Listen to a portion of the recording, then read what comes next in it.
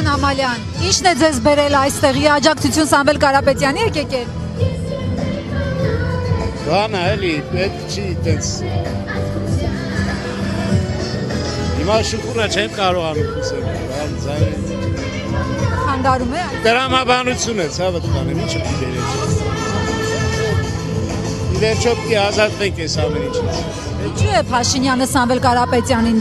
ինչու են բռնել ընդհանրապես Սամվել Կարապետյանին եւ այս հետապնդումը դուք ուղիղ Փաշինյանի հետ կապում եք թե չէ։ Բացատրություն չունեմ տալու։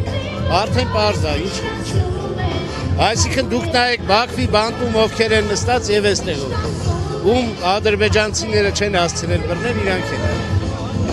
Եվ արդեն չեն էլ թաքցնում, որ իրանք համախմբված գործում են։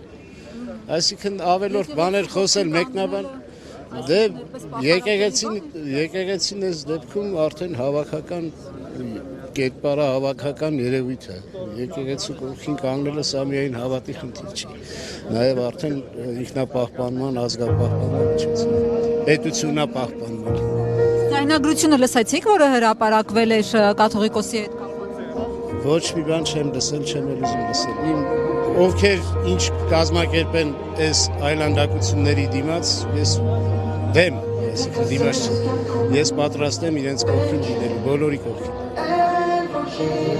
Շնորհակալ եմ։